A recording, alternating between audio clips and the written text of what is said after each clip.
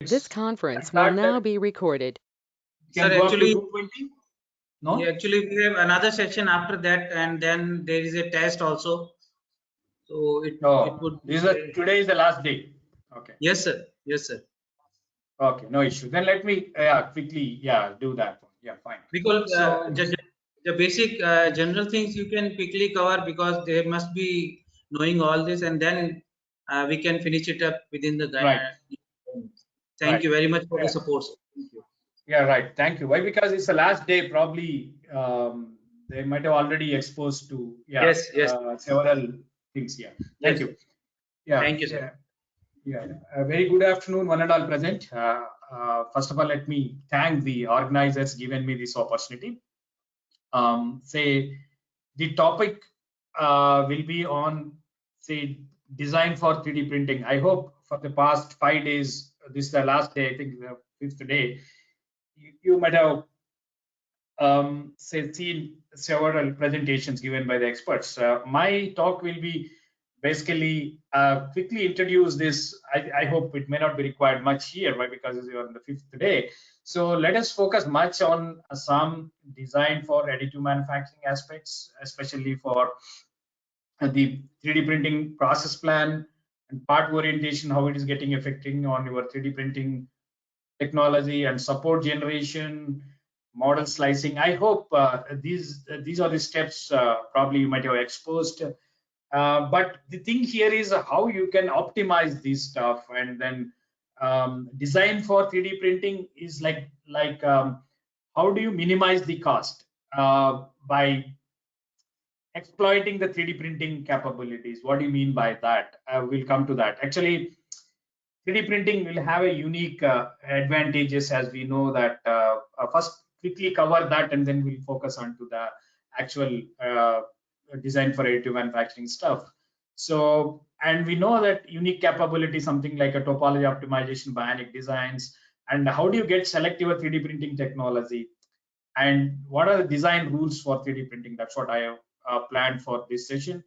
So I hope these are the steps you may be knowing already, like you start with 3D model, convert them, so you check for any say defects in the STL file, you correct them, and then generate the say slice files and send it to the machine, and you realize that physical part, and then you do it post processing, removing the supports and further improving the say microstructure properties or mechanical properties. If it requires, like, then you may go further post processing of that.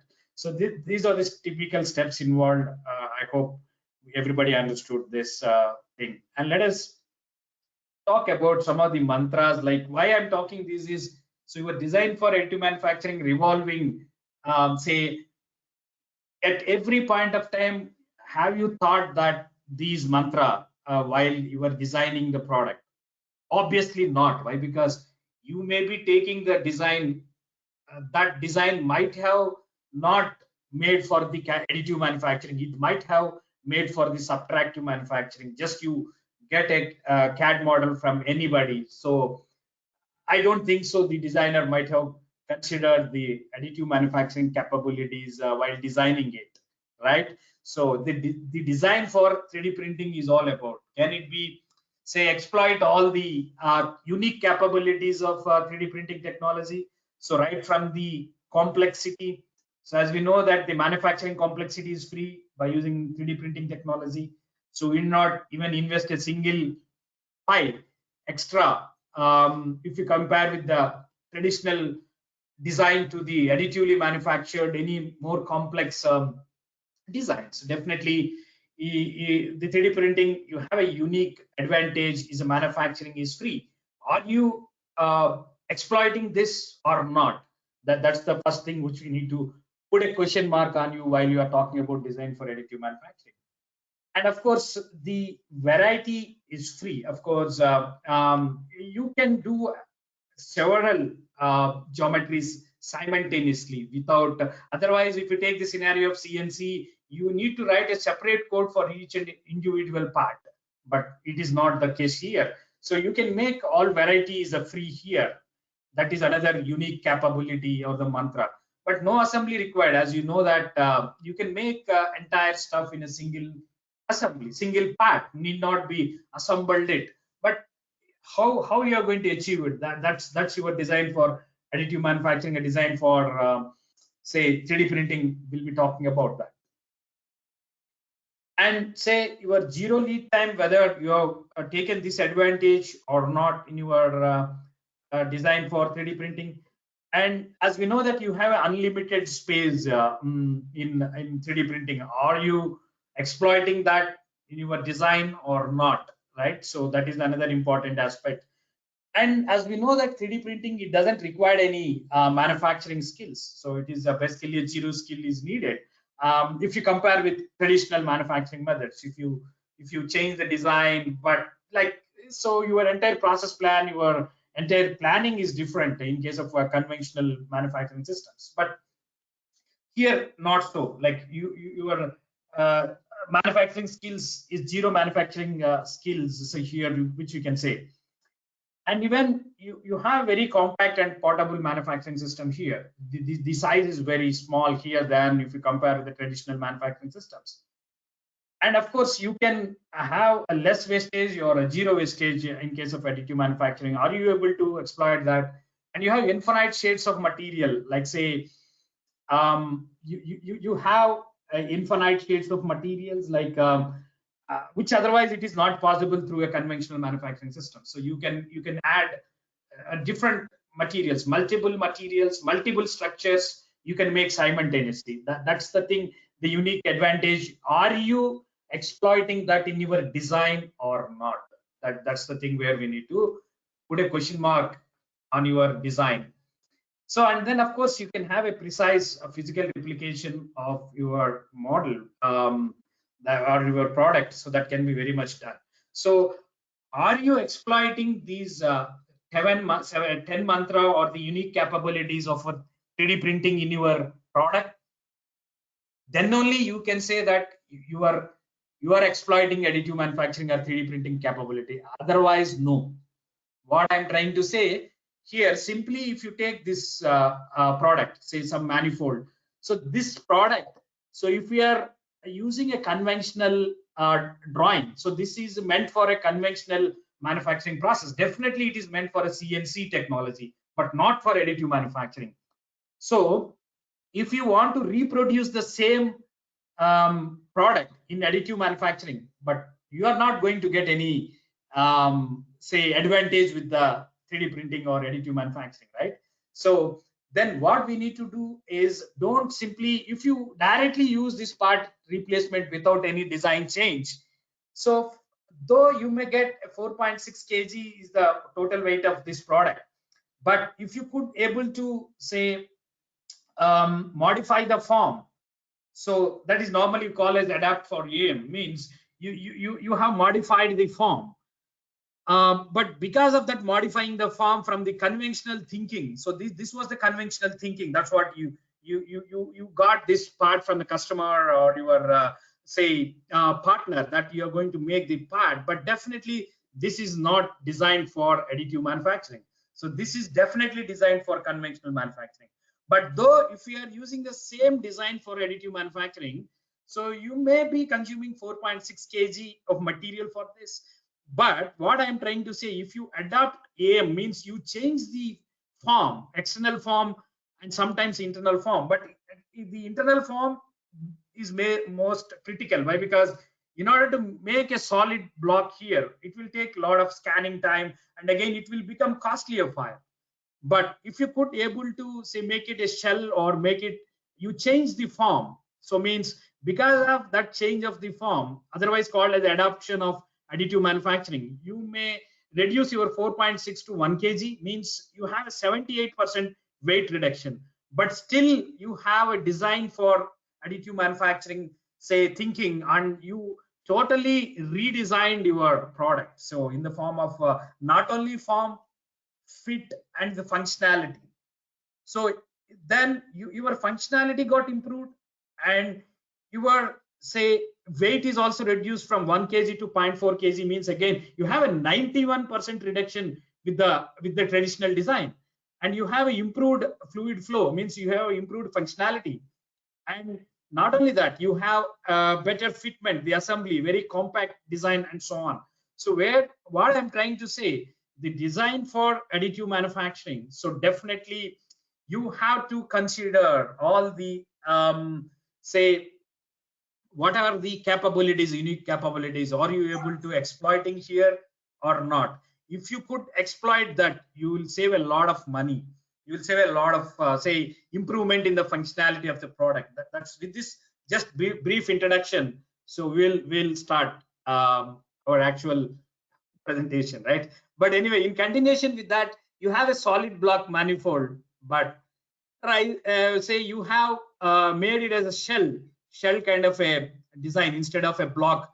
So why? Because it is not meant for additive manufacturing. So you are modifying the design as the additive manufacturing adoption, or further you have the support generation. Those supports could also be, say, giving a sort of say the integral part of this, and you are making that, and you are making more conductivity. So means you are what you are trying to do is you are totally redefining your design. So once you have that design, optimized design for the additive manufacturing, which we can see a lot of saving. So the scan time for the solid block, it was 191 hours, and it was 36 if you make a shell. And further, if you adopt complete design for additive manufacturing, so then it is only 19 hours of time it's going to consume.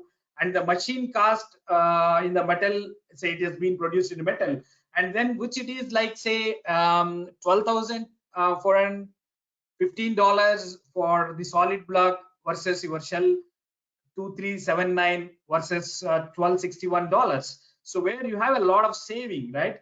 And the material weight is also from 7.4 to 1.2 to 0.5 kg, and the material cost proportionately you could able to reduce. And finally, the service bureau has quoted a very nominal amount, but it would have been say this much amount if you adopt the same design that you have, traditional design which you have. But what I'm trying to say here is, so don't dump your design as it is to the 3D printing machine or additive manufacturing machine. So then you redesign. So every time is it redesigned, just you can evaluate for that. So how you are going to evaluate? So first you must know about the intricacies of all processes. Then only you can select the right process, right material, and right constraints. You must know about the constraints of each and every process. I think you, by this time, you got all the constraints of all 7 processes by these 5 days which you have been learning. So then you use that say expertise, whatever you have on these machines, and then each machine will behave and each technology will behave differently. So then you take all that into your design considerations and do accordingly. So then what I am trying to say here is, so if you want to exploit your fuller benefit of additive manufacturing or 3D printing, which we need to do extra sort of exercise towards your design. Just don't take the design. Your design probably it might have targeted for the conventional machining process. This is the best example what I'm quoting here. But definitely you need to, while redesigning it, while redesigning for additive manufacturing, we need to consider several things. So what type kind of technology you are targeting it, what are the constraints of that each and every process, what kind of material you are using it. Each material will behave differently against your if it is a laser system or a electron beam, or it is a heat energy you are using it, or plasma or whatnot, like say, then which we need to understand all this, and then accordingly we need to optimize your design for your additive manufacturing. So anyway, I will quickly rush through the process. Probably the previous speakers might have talked, but my point of stress will be on, at each and every step you have to have certain attention. So can it be the optimal settings of your process parameters, right from the CAD to the STL, what is the resolution that you are going to get, whether you are getting the optimum resolution from your STL file, or it can be an AMF or 3MF file, whether you are getting that sort of optimized design from that step, say CAD to STL, and further from STL to slicing while doing slicing. So whether you are minimizing the staircase effect, so you never say eliminate the staircase effect, but at least what we can do is, can we minimize that staircasing effect? So how do you do that? So then just you need to understand the each and every process and the process parameters involved there. So for example, in STL to CAD to STL, so your step size or your chord height, so which we need to understand, but don't dump the things blindly, right? Just by taking a default things, and don't do that. Means if you're doing it, so you're not going to get any benefit out of the 3D printing technology, right? So then that's the thing where we need to understand, and accordingly we need to, either it is during the pre-processing stage, that is in the CAD to STL or STL to slicing. So then each and every stage which we need to understand, or even for generating your tool path. So you have a different tool path strategies, then what kind of tool path strategy you are using it, is it optimal? So then what is your outcome? So then what sort of mechanical property you are expecting, and dimensional accuracy. Why? Because as on date, you don't have the much standards available in 3D printing or additive manufacturing. So as on date, you have only 30 to 35 standards are available, but still it is an evolving technology. But you have to be double careful, like whether you are getting, if you give a garbage and you will get a garbage out, right? But don't be in that situation. So then when you want to exploit this 3D printing technology, then you have to consider all this, right? So I hope you know all these steps, like you have the orientation and how it is affecting your accuracy, and how it is affecting your say build time, and how it is affecting your mechanical properties. So then how do you get optimize this orientation, right? So then you have to come out with a sort of say optimal settings of these parameters. So but softwares may give a default parameters, default orientation, default toolpath strategy, default support generation. But is it optimal? Is it optimal or not? Right? Say then the software vendor might have taken a particular criteria, but need not that criteria will suit your requirement. So then obviously you may be blaming the machine, or you may be blaming the service bureau. So then whatever I have given, then you could not able to produce that, right?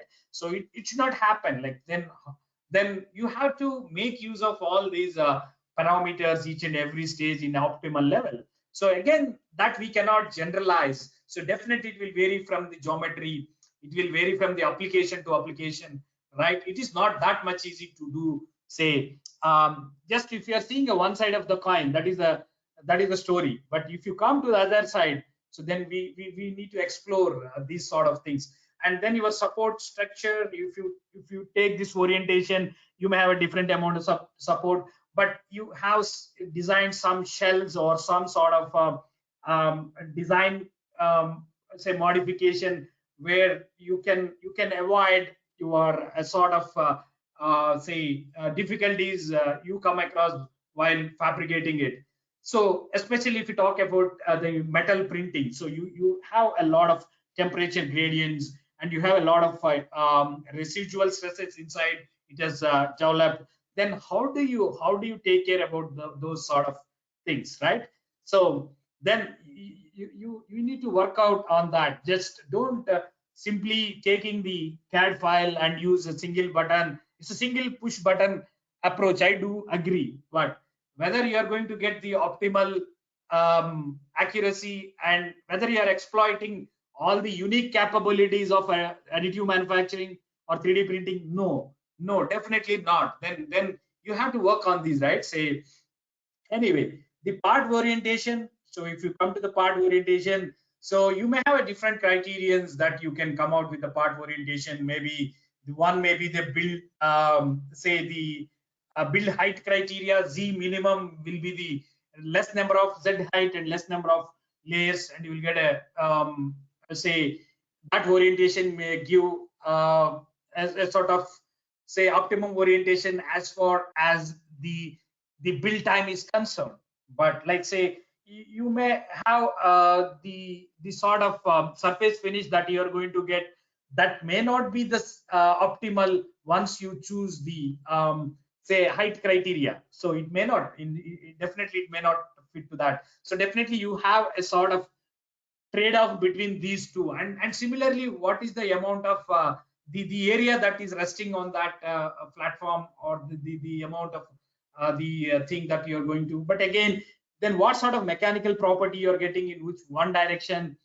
So as we know that it is suffering from say isotropic property. You never get an isotropic property from an 3D printed component. So you are facing a lot of anisotropy, and that anisotropy is different effect if you start from the VAT system to the say DED system. So you have that effect is totally different. So you cannot say generalize the same quantity that you are going to know. So then all these we need to say consider, and we need to say accommodate all this. If not, like you may not be the good user of 3D printing technology. So then use of your external support structures. So what I'm trying to say, we can explain that with this example, like say where you may have a different criterions, just you can vary the orientation in several criterions, which it may have maximum area of the base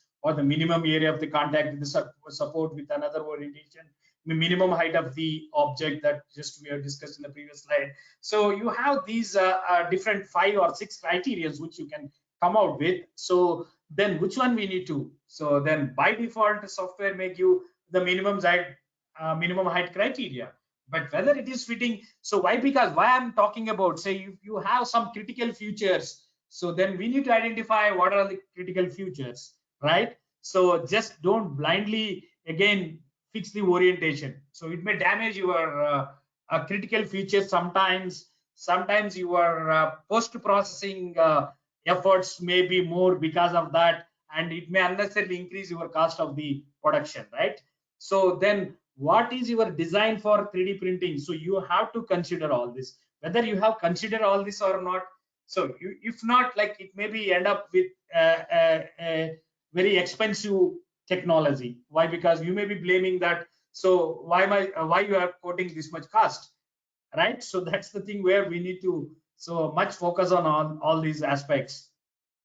So you have this orientation, the example, like say the surface finish, if the angle theta is 45, so you may have say less error. But if you reduce the theta angle, say means around 30 degree, and where you have a more error. So then what I'm trying to say, like say what kind of a orientation that it is giving a best surface finish. So then that is also which we need to, and at the same time we should not say compromise with the other into account, like say what I said, like you have some critical features, whether that is falling on the say along the slice direction, that is that features are there, or along say x direction or y direction, and better to avoid putting it in a z direction, that's a build direction. So you have a certain thumb rules, or definitely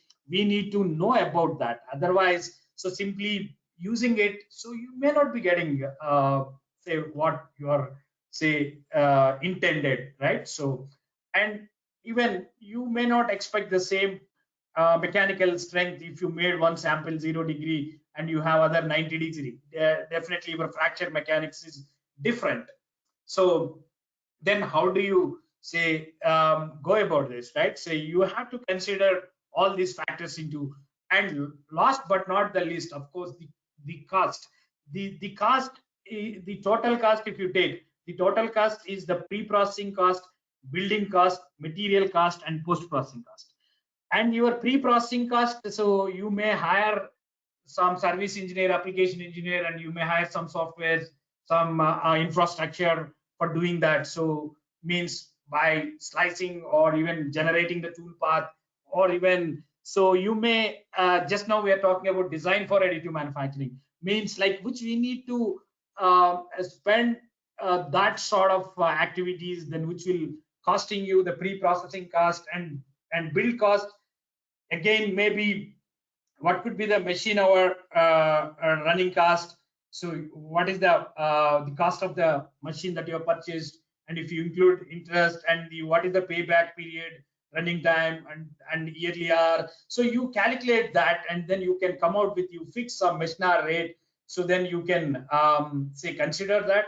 And of course the material cost, model as well as support material, both we need to consider how much cost. And then post processing, so then the removing the supports, and even furnace treatment sometimes, just now we are discussing, and sometimes we need to go with the hipping process, or the several super finishing process that may add cost, the total cost. But your post processing cost can also be minimized. That is in your hand. If you do a pre-processing of your, that is designed for additive manufacturing or designed for 3D printing philosophy, or you're following that, or have you incorporated, or have you taken care about that part in your design, definitely you're going to save a lot of money. But if you're not doing all this, and finally you may be blaming that, so this is very costly process, you don't come to this, right? So that's the thing where say I want to say focus. But anyway, support structure generation, again, it may vary from one process to other process, and then you may have several open source softwares for doing this job, for say FDM based DIY kinds of printers. Even for the SLA or a DLP based technology, you have several open source softwares also to do this support structure generation, like Simplify 3D or Accura, or probably you might have already say hands-on these sort of softwares maybe during this workshop. But the thing is here, like where here the supports can also be say closely watch the support structure. So you may have a different gravity of this the support structure. Maybe you can broadly divide the support structure into 3 groups. Like you have a separator kind of a support, or a raft normally you call, then you those are the initial layers that you will say lay onto the platform, and you have that side kind of a support is a separator kind of a support. And that after that you have a main support, where it is not directly contacting with your model anywhere. That kind of a support is a main support. But whereas you have a direct contact of your support material with the model material, so that is called your CRA or a needle kind of a support, right? So where we need to say give a sort of special attention to this kind of a support structure while designing or while processing your data for ready for your say 3D printing, right? So which we need to have, but not all the times of support structure is bad, but sometimes it may be good also. So you have some sort of a peeling kind of a effect here. So because you didn't provide any supports here, just you provide the support, then you can avoid this peeling effect. And sometimes, like if you take a metal 3D printing system, so it may be support may act as a conducting medium sometimes. So then don't blindly thinking that the support is always bad, but sometimes which it may. So that's what, like, which we need to analyze the design, and then you do modify sometimes if needed, and in keeping in mind that you are going to exploit the capability, unique capabilities of 3D printing, can it be, and at the same time the ease of manufacturing through additive manufacturing, means you have a different philosophy here than a conventional manufacturing system, right? So either conventional machining or casting or forging or whatever the other conventional methods you do follow. But here you need to tune with your mindset should be tuned with additive, but not the subtractive, right? That's the thing where then only you are going to exploit this. Anyway, the model slicing and the toolpath generation, I hope you are clear with the previous discussions. Maybe you have a model slicing, of course, which we need to do it. And if you see the mathematics involved in it, so means the algorithm that you have a simple algorithm to get the sliced points from each and every layer. Like you have the STL file, if you consider that is you have a triangular facets and you have the plane, the slicing plane, and where you are going to get the intersection of that slicing plane with your triangular edge of your STL file. So then you can have a simple relation that you're going to get with the slice points in X coordinate, Y coordinate at a particular Z location. The Z I, that's at a particular instance of your Z location, the layer height. And of course, you can have the number of layers that is based on your Z minimum, maximum Z to minimum Z to your layer thickness. You can get your number of layers. But the thing here is, like, once you get this the slice points, and say this is what I'm talking about, you may have your slice plane and you have the STL file and the triangular coordinates, and which you have two options. Either you connect them in a clockwise or anti-clockwise. You have two options, and that depends whether that feature belongs to an internal feature or external feature to your thing. That will decide. Means you have a convention. We need to follow that for your, say, slicing algorithms that you are using it for your 3D printing or additive manufacturing systems. And of course, which we need to identify some peak features, obviously, which we need to have. Say you have a layer thickness is say 200 microns, but you have a feature which is of 100 or 50 micron. So obviously, if you are using the same layer thickness, so then definitely you may be omitting a feature like that sort of features, and then you need to analyze your design, but don't simply use just like that whatever you have a design without knowing. So what are all the process parameters that the machine that you are going to, what is the layer thickness, and then what is the minimum feature that you are going to get out of that technology, and what is the minimum feature in your design, right? So all that thing which we need to analyze, and then accordingly we need to say modify it, right? Say, and of course, if you see then how it can be organized, your contour will be organized. So you can have basically a hierarchical structure from root to the branches to the sub branches to that hierarchy. So where you are identifying the what is internal and what is external, and who is a parent for. So then you take a particular cross section. This is the story.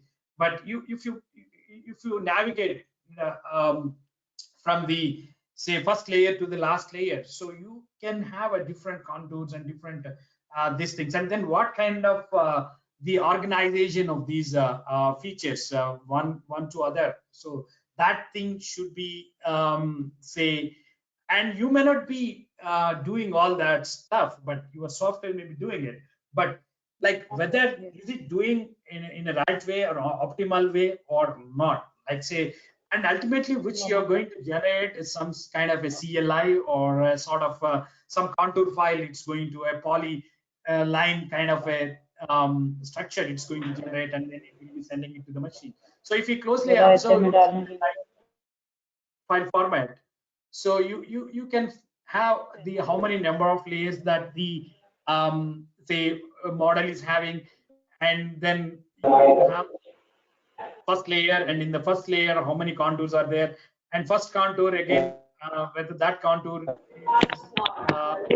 having some internal and external contours, and like that, like which you have entire information about that say first contour to last contour. So that is for the first layer. And similarly you can the first contour and second contour, third contour, and it completes the first layer, and then you come to the second layer, the same hierarchy at that particular layer, the second layer. So how many contours again, and which contour is parent and which contour to the child, then that sort of thing has been organized here. So like that, it will consist of entire information, right? So, and then you need to generate the tool path. Then tool path generation is going to play a vital role. Why? Because it will dictate your outcome of your product. Maybe it's a you can have a different tool path strategies, say right from the say contour to raster to say you may have a different tool path strategies, or the hybrid. You can come out with a combination of contour, raster, and you have a several possible tool paths that you can generate. Then which tool path is the optimum and for your requirement and for your application, right? So that's the thing where we need to understand, and which we need to come out with the optimum among this for your required or for your application, or what sort of thing which you are looking at. Why? Because you cannot expect the same property of mechanical or microstructural or the other properties, physical properties or density or whatever it is, let's say, which you are expecting it. But definitely, so which tool path strategy that you are going to use best fit for your product, right? And of course, mesh repair, sometimes you do repair mesh repairs. Maybe you may go with the third party software like Magix, but once AMF or 3MF will come in a full-fledged way, then your STL, but still it is going on a de facto standard, but you have AMF, 3MF, and say other file formats in the recent times it's coming up. But still, if you are using STL file, we need to do a lot of stuff from your side, from your end. We need to do editing, and we need to do measurements, and we need to do some labeling, and we need to do some painting or haloing or cutting or Boolean operation or smoothing. So then, which we need to even use some other tools to do this, right? So maybe even you can use some visualization purpose or flipping of triangles or flipping of the normals and manual repair and things, so on and so forth. So, and then which your support structure can also be, say, come out with, say, different support structures based on your feature that it requires a support. Means you have larger surface areas to be given supports, and you can use a different kind of a support like block support, or you have a narrow, use a line support, or you have some small features, go with the point support, or you have some overhang and go with the gusset support, or you have some circular surfaces, go with the web support, like that. So which we can even save a lot of time, lot of cost once you vary these support structures based on your requirement and based on your feature or based on your product, right? So that's the thing where we need to explore that. Just simply the software is suggesting some default parameters, but that is not a good idea to go about, like say. So can it be optimized as per your requirement? That's the thing where you are sometimes we need to do several modifications in the design also, right? So that's what where we need to understand. Say you have a slicer software, like you have either STL, OBJ, 3MF, or X3D or whatever, then you have a lot of open source softwares, especially for sort of extrusion based systems, DIY kind of systems, where you can use directly these kind of open source softwares to generate your the tool paths or the G code files, and then you may have several open source softwares for doing this job. So, and you may have come across certain softwares. Some of them are open source, some of them may be proprietary softwares to do this STL file repairs.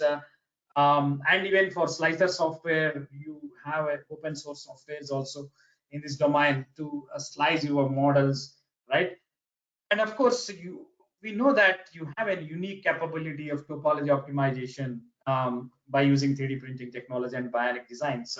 As we know that, say, your parametric to generative to topology to lattice structure to bionic bionic designs, you have a lot of developments towards this, say, geometric modeling, approaches in the recent times. So that is definitely driving by this 3D printing technology you have. Why? Because you might have taken the inspiration from the biology side, like you have a lattice structure, or you have a sort of um, a garage structure, or it can be any sort of you can vary the struct size or a pore size. You have a lot of design freedom here, as we know that not only design freedom, the design ultimately it should be getting printed, it should be realized. So then that's what where your 3D printing playing a major role under these sort of bionic designs, or the topology optimized designs, or lattice structures, right? So, or even generative designs. So the part consolidation, that's the unique advantage of 3D printing that you're going to exploit. So once you have designed your model in a proper way, and keeping additive philosophy in your mind while designing or while redesigning your say product, right? That's the thing where we need to focus. And you may come across topology optimized softwares like OptiStract, or maybe other softwares which you may come across. And we do simulate. So this simulation, as we know that, especially if we talk about metal 3D printing systems, where you have a lot of the sort of distortions, or the warpage, or the shrinkage. So you have a lot of anticipate a lot of residual stresses inside, and then how you can compensate them, and how you are going to say in which way you're going to compensate that. So your design, again, go back to the CAD design and compensating it. So how do you do that? So then definitely you have a lot of potential that should be tapped in the simulation of these kind of builds. Why? Because you don't have a luxury to buy say a titanium powder per kg is 25,000 rupees. So, and you don't have a luxury to waste them. So if the build crashes, or if the build failures, right? So or it is not as for your design requirements or the tolerances that you're looking at, so then that is not a good idea to know adopt this 3D printing technology, right? So then, which we need to even focus on these aspects, and then you work on the distortions, residual stresses, and you have how do you get compensated, and support structure, say, and as we discussed, then how do you optimize that support structure, and then how do you minimize your printer damage or the recoder damage once you talk about powder bed systems. Like, so you have several things that we need to work out on this. And sometimes your simulation, like, it will have reduce the tryouts, or reduces the build failures or the build crashes, right? So which we need to even, it will also predict sometimes your post processing effect, like say the heat treatment, what sort of heat treatment, and how do you minimize that effort, or hipping, or support removal, whatnot. Like say you can have all this stuff once you have this simulation. Then how do you do simulation? Do you have some tools available? Yes, you do have some tools available, which but you cannot have a unique or generalized tool to do all that stuff. You may be targeting the people may be targeting polymer printing, or it may be targeting to metal printing. And why? Because each metal will behave, each metal or material will behave differently against your source, energy source, like laser or electron beam, plasma, or heat energy, or whatever it is, like say. So then you can find some tools like additive print from ANSYS, or 3D expert from 3D systems, and you have other DZMAT, or you have a SimuFact additive from Hexagon, or even some extent NetFab from Autodesk. You can, or Siemens SimCenter, let's say. But still there is a huge potential to take a research problem in this direction. So you have a lot of potential that should be tapped in this direction. Still it is a gray matter in this field. I hope you understood from the 5 days discussion. So you can have then how do you get selected your technology by the material, or say why? Because you cannot process all materials in a single 3D printing machine or the technology. So that is the biggest drawback of your 3D printing um, technology. But in that case, like, then how do you get selected? But anyway, if you closely see, you may have a polymer, filament, sheet, liquid, or it may be polymer, metal, ceramic, composite, functional materials, or biomaterials, and food. Or you have a 7 groups of ASTM standard, say processes. But like say, then how do you get selected your say machine or the technology for your application? Like say, of course, broadly polymers, metals, others, and then again you may have a thermoset or a thermoplastic, and you may have a but you single machine cannot be processed thermoset as well as thermoplastic in a single technology. It is not possible um, as on date, but maybe we don't know what's going to happen in the future direction. But definitely we need to look in that direction, like this, while selecting your say process, or based on your application or based on your requirement. So what should be, so metals, you may have a specific technologies, and other like sand, or maybe other technologies, like you may go with binder jetting also. So then of course we do select with by application, like say, and anyway again you start with the feedstock material, maybe liquid, powder, solid, and then you put all the 7 processes, put it here. Like say, you may have a different AM principle that all together. So maybe you may have a polymerization, some VAT based systems, or you may have a ink jet or a binder jetting system, or you may take the powder and automate the powder and then you jet it. So you have a several mixing of these things nowadays, and melting and solidification can be done maybe through the powders. And again, you have here different options here to come out. So, and then you may have a joining, maybe the principle, and you may have the solid one. And I hope the other speakers might have given an elaborated view about all these 7 processes. Say, then the idea here is you must know about intricacies of each and every process. Then only you can select your right process, right technology for your requirement, right?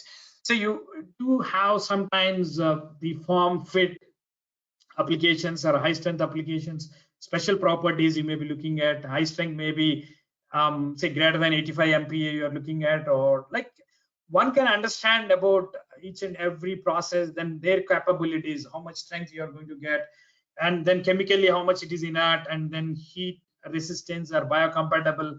So, and then tolerance, how much tolerance you're going to get each and every process. You're looking some flexible materials, or the application demands. So then we need to say understand, sometimes we need to have some visual appearance sort of thing, the smooth surface finish, or transparent, or textures, or full color. So, and then you may have different textures, and you may go select with different processes, but not with a single process. All these are not possible as on date, as we understood. Even probably you may be come across all this stuff. So then design rules. So the design rules for your 3D printing. So definitely we need to have a certain focus on each and every feature of your, say for example, you are looking for some say wall kind of a feature. So this wall kind of a feature, if you are trying to fabricate it, so what could be the minimum thickness of this wall? So that may not be the same for all the 7 processes. So definitely that will be the capability. Each and every process will have its capability. So means FDM means, as we know, that you have the nozzle and nozzle diameter, and here it may have stereolithography means basically it's a VAT based system, and you have a laser, and you have a say light, the light you may be using it here. So our projector you may be using it, or say then in that case you have a SLS system. So again you may be using a laser here. So, and if you go to the binder jetting system, and again, you may have a nozzle, which is jetting in binder from the nozzle, and all these will matter. Like say, then you should not miss out, say your design saying that if it is say 0.6 mm, 0.5 mm, say 0.6 mm or 0.5 mm, so definitely you cannot rely on FDM based system, right? And then you may go to other systems which can capable of doing it, or you redesign it. That's the solution, right? What we need to do. So in that case, like, we must know about the each and every process intricacies, and then only you could able to apply these design rules for your 3D printing, right? So you have some unsupported walls here. So unsupported walls, then what could be the minimum say thickness of this, and maybe 0.8 or 1 mm in case of SLA, and it doesn't require. Why? Because the loose powder will act as a support here. It doesn't, obviously doesn't require any such sort of say constraint or the limitation here. And you have some support and the overhang here like this. And as we know that we need to come out with what kind of say your overhang angle that will dictate your say that will vary from one process to other process, which obviously, so again, it's a powder bed based polymer system. That's what actually you know the difference. Powder bed with polymer will have a different scenario with metal, which normally people may have misconception that you doesn't require supports for powder bed, but that is true for polymers only, but that's not true for the metal. But anyway, which once you can explore all these capabilities of each and every 7 processes, and then you evaluate your design, each and every feature, if you should not miss out, and you have to make best making use of this technology, then you should not miss out that, right?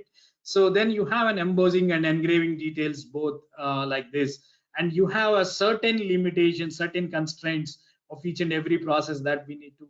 And horizontal bridges you have, and you have a 10 mm here, and that is not the case here. Why? Because you have a vat, you have a liquid tank here, but and you have a powder, loose powder here, but that's not the case, which we may be looking at. There won't be any problem at all. But if it is FDM, which you have a 10 mm, that is the limitation which you have. And the minimum diameter that you're going to get, the minimum hole diameter, so you have say 2 mm in case of FDM, or 0.5 in case of SLA. So like that, which we need to say come out with the feature. What is the feature that you are going to get up in your product, whether really your AM machine or the process that you're going to adopt, whether it is capable of doing it or not, right? And then you can extend the material jetting, binder jetting, directed metal laser sintering, other processes, all the 7 processes. If you say scan across the 7 processes versus these features, then the capabilities of each and every process, then one can come out with that sort of say design rules, then which we need to adapt for your 3D printing technology, right? And you may have a connected or moving parts. Then what could be the clearance between the 2 moving parts? So then again, it will vary from one process to other process, which we need to. And you have some escape holes in your design.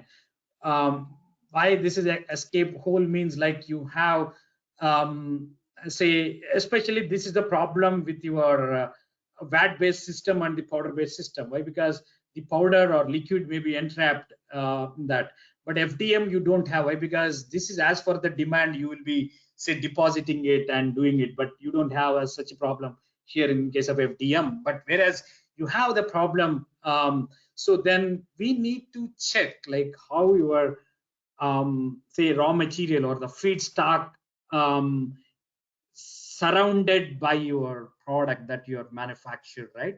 So your surrounding medium is going to play a vital role, not only escaping hole, your conduction, your radiation. So, right, so you can think like you can come out with the several design rules or each and every feature that we need to So you have a certain feature which we need to, or what could be the diameter, the minimum diameter of the pin. It may 3 mm or 0.5 mm, 0.8 mm. So, and then you have certainly some dimensional accuracy, spatial thing, and it may be plus or minus the tolerances maybe. So you can check that. So you have a different values and different processes, then which you need to understand these design rules. Otherwise, you may be ending up with producing a faulty part, or you may be blaming ultimately to the machine or the process, saying that it is not capable. But whether you are really followed these design rules or not, that matters a lot, right?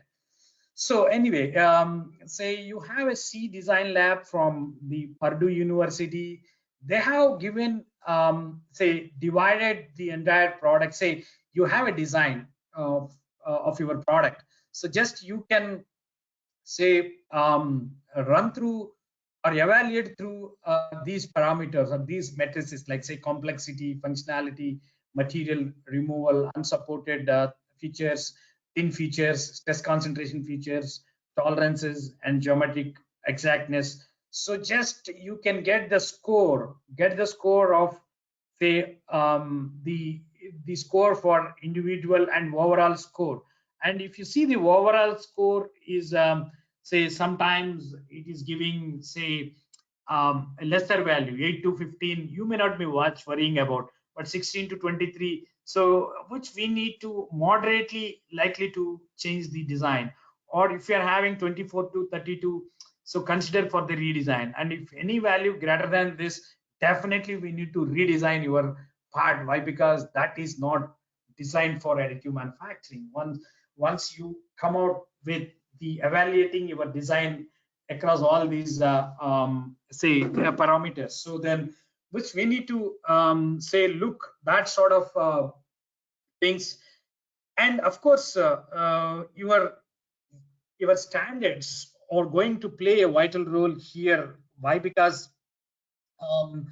so we don't know whether you have done say a right, you have produced a correct part or a bad part, until unless you have certain standards, right? So that's what actually these organizations like ISO and ASTM, so they are striving hard to publish these standards. But as on date, they are published around 35 to 40 standards, which is say dividing it into, say, designer aspects, terminology aspects, feedstock related say standards, and fabrication related standards, where you can see. So you have ASTM 52910, that is for general design guidelines, and you have a powder bed design guidelines, ASTM 5291.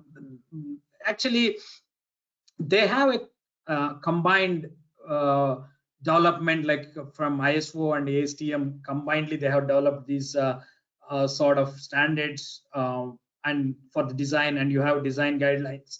And for DED system alone, so which we can see, you cannot generalize these design guidelines. It will vary from process to process, obviously. And you have a different design guidelines for DED system. You have a design guidelines for even for the functionally graded materials, which we need to follow. So ASTM 52916 TR. So you material extrusion design guidelines for post processing. Also, they are developing, some of them under development. So you have the other side, design formats, as I already mentioned. AMF is the say substitution for STL. That's what their intention, and they are developing that AMF format, that is a 52915. And you have say you have some purchased AM parts, and we need to say check the standards whether your service bureau has produced the part as for this or not. If not, you can file a suit against that fellow, right? So you have a lot of advantages once you have the standards as evolved, right? But still, but still as on date, it may be very few, as 30, 35 is nothing, which you have a several, say even AM fabrication, if you see. So you have a test specimen, say standards, and you have a guide to evaluate the mechanical properties of the metals, that is F3122. This is exclusively ASTM standards. Whenever you find ISO, that is the combined effect, but this is the combined, this is only the ASTM alone.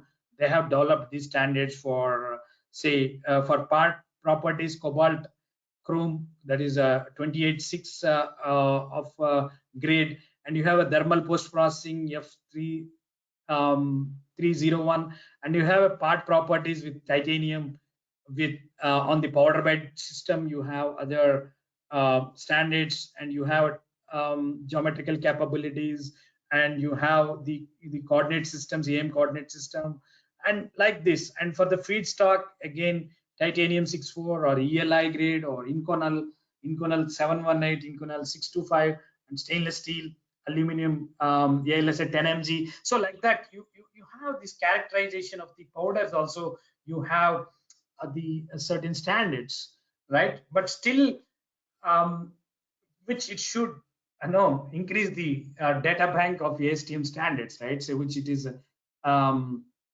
not explored in that way. Like, but relatively, this technology is 31-year-old, but the standards development has started only 15 or 17 years ago, but still it should be evolved several standards. But anyway, so let me summarize what I have done. We started with some importance of 3D printing design and some tools and softwares for 3D printing and process planning, part orientation, support generation, mesh repair, toolpath algorithms, and topology, and how the design for 3D printing is concerned about these sort of unique capabilities of 3D printing technology, and how do you get selected with 3D printing technology, and design rules for 3D printing. That's what we have covered. And we have a facility, and we are the people started AM in additive manufacturing technology first time in India, and we have certain facilities which we have a powder bed metal 3D printing system, that is from 3D Systems DMP Flux machine, and we have a couple of Stratasys machines, Dimension and the Mojo series, and we have Ultimaker 2+, that is a desktop based machine, and we have a couple of scanners, and we have muffle furnace short pinning machine for post processing of the metal 3D printed parts, and we have a dedicated softwares, Mimics for medical image processing, and Magics for repairing the STL files and generating the tool designs, and thematic for designing customized implants for medical applications. And we have a Catalyst, and we have a 3D Expert software for simulation of metal 3D printing systems. So these are some of the facilities we have. And yeah, I hope I have done from my side. And if you're having questions, I am very happy to answer those questions. It's over to you, Kailash. Thank you, sir. Thank you for letting us know different softwares used for optimization and simulation. Now we are ready to take up the queries. Participants, if you have any query, you can write in chat box, or you can unmute yourself. Now we are waiting for queries.